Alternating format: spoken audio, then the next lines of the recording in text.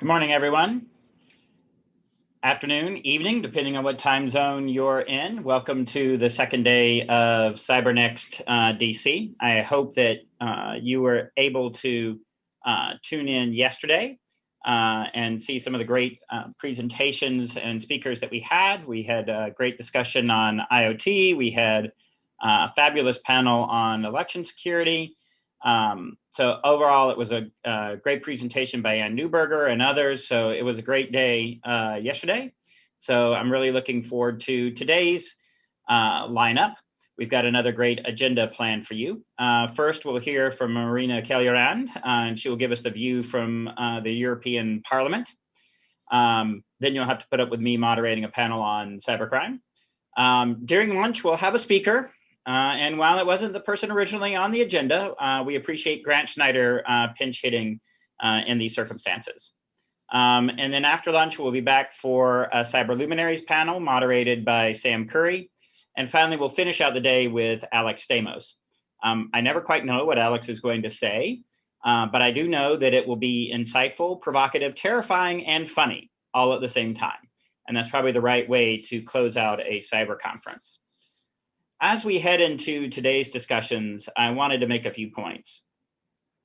For anyone who's working in the policy area, it's easy to get drawn into the debates as an esoteric exercise because we're frequently talking about hypotheticals or strange edge cases or oddities in the law.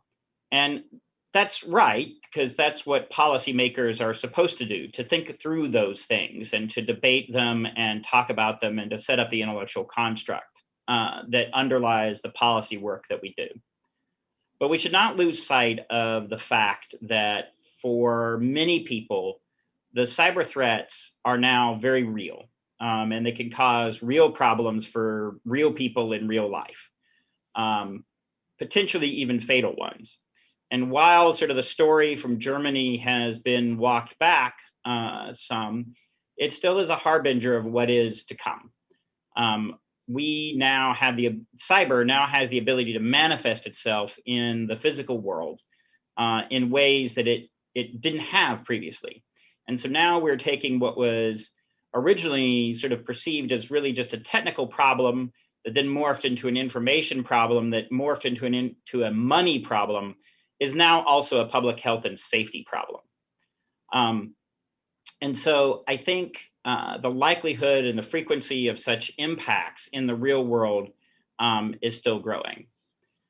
So for those of us that believe in the potential of cyberspace and the potential for a free, open, interoperable internet to bring lots of benefits around the world to everyone, to borrow a metaphor from the pandemic, we have to not just flatten the cyber threat curve, but we actually have to bend it downward.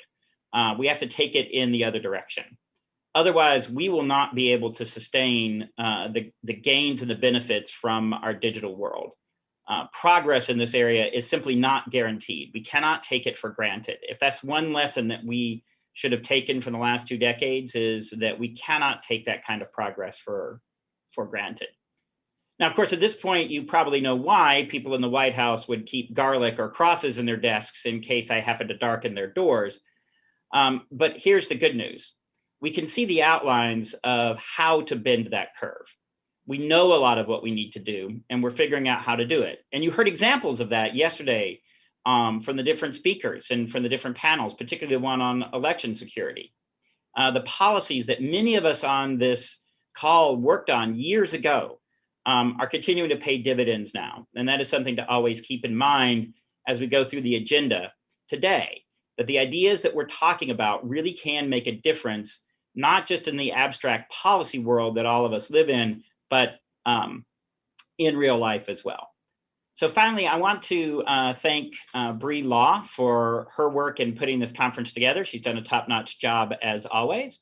And finally, just a shout out to all the staff, EAs, other people who actually wrote all of the talking points, questions, did the scheduling, and managed to get their principals actually onto the Zoom call in time. Your hard work is appreciated.